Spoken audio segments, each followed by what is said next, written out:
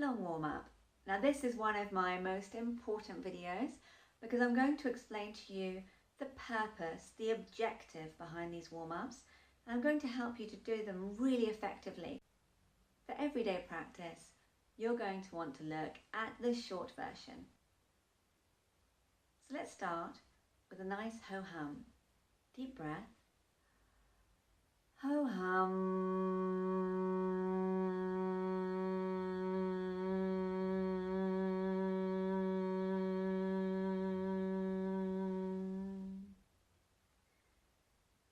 So once you've had a go yourself, just notice the length of your ho-hum and the quality, the strength of the sound. If you find that it's quite short, it means you need to use these muscles here more.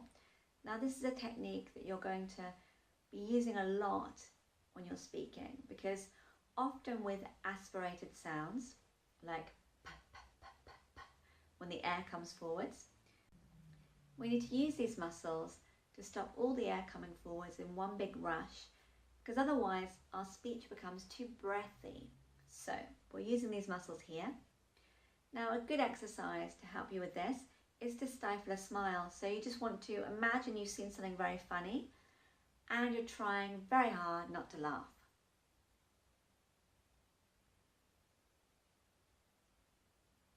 When we activate these muscles in the lower jaw, it helps to support our voice and it stops the sound going too roughly over the vocal cords, so it stops us from losing our voice, from getting a sore throat when we're speaking too much.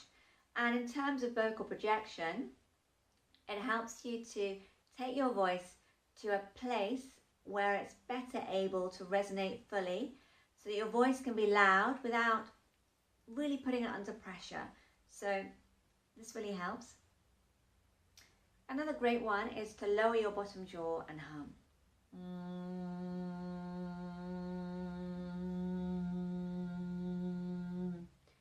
You should feel vibrations in your throat, and some of my students also say that they find it tingles slightly on their lips. Okay, we're going to do some stretches now. So we're going to just stretch upwards here by lifting the soft palate. If you don't know what I mean here, then it's very useful for you to yawn. So do a kind of fake yawn.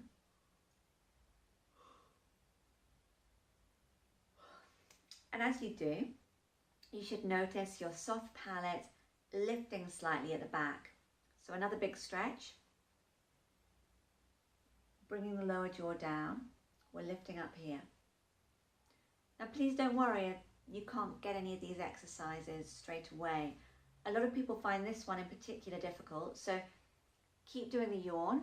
And if you find you can't fake a yawn, wait until you do a real one to really notice that soft palate lifting.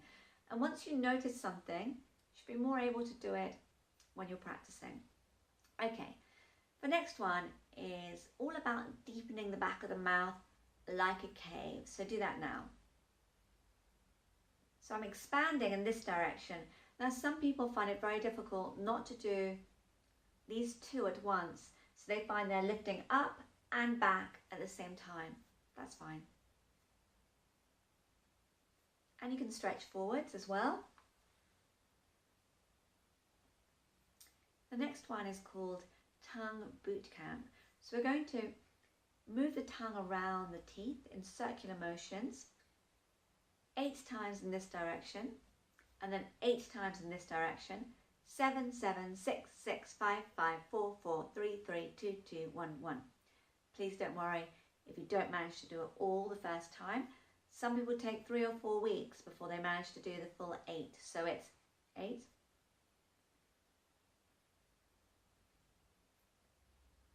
My tongue is in between my teeth and my lips. And 8.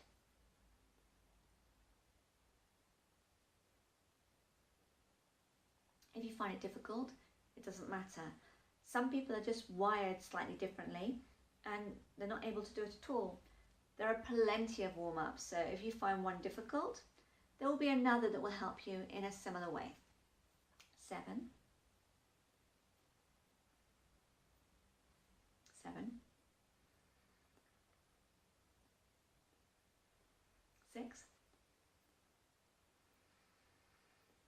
6, 5,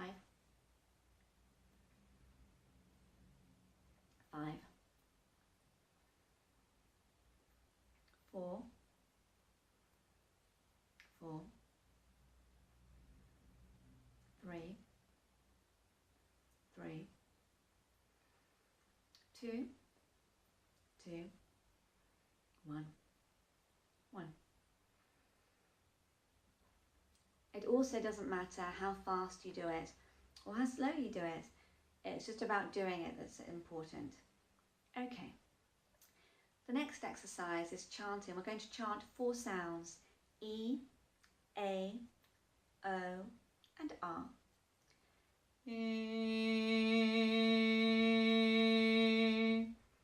Now when I chant this sound, I lift the soft palate, I expand. So it's all about the expansion, and that's how it becomes a chant. Have another go.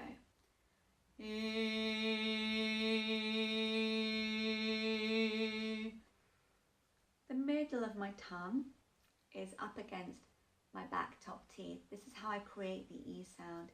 And I'm lifting my soft palate.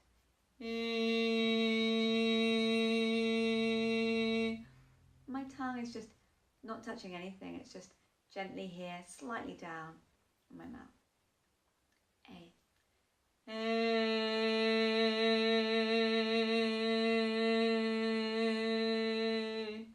Again, it's a long vowel, so I'm lifting my soft palate. The back of the tongue is up, touching the back top teeth, so it becomes a bit wider to do this. It's touching the bottom, and the tongue is down.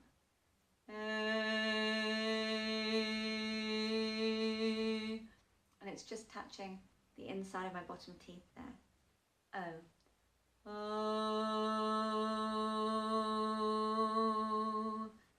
Tip of the tongue is down, back of the tongue is up, the lips are rounded. O.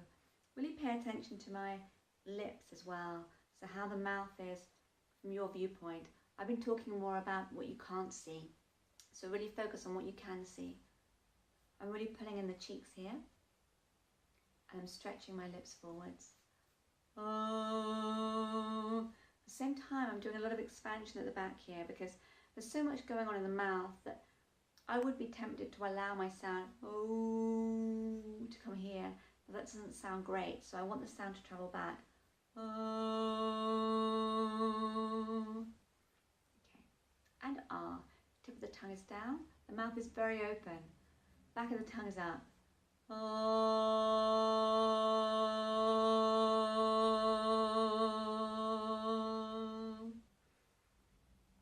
Okay, we're going to chant the word down now. So a nice deep breath, really relaxing and opening everything. This is your instrument, okay?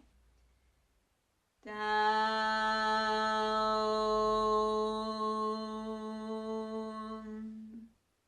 And make sure your mouth is slightly open at the end, and the tip of the tongue just goes up at the end and down. If you close your mouth at the end, you get down. We don't want that, we want down. We want to have a nice clear N. Okay, next exercise is bing bong ding dong. Okay. Bing bong ding dong, bing bong ding dong, bing bong ding dong. So the words are bing, bong, ding, dong. And we're moving down in steps from neutral, a little bit lower, a little bit lower, a little bit lower, till we get really low. And you'll notice that as I get to a low part, my lower jaw comes further down, and that's how I access the lower sound. This is very good for working on your range, your ability to do low sounds and high sounds. So now we're going to do the higher version. So we start at neutral and work our way up. Bing bong ding dong, bing bong ding dong, bing bong ding dong, bing bong ding dong. Now in my mind, my intention is for the sound to go back and up, and it's this accessing of that cave area that really helps you to have a more flexible voice. And obviously my soft palate needs to lift in order to go higher as well. Okay, excellent. So this is your warm-up. This is the long version. So do this a few times. This will help you.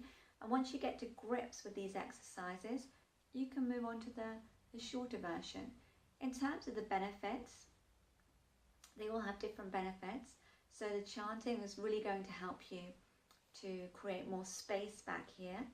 And obviously, when we're speaking, we almost always speak with the vowel in mind, okay? So it's very important for you to keep this space open because this is where your voice needs to resonate. The only exception of this is the ooh sound. And if I were to focus on the vowel and not say the consonants, then I would find myself saying do rather than do. So I actually have to shift my mouth position according to the consonant for this one vowel.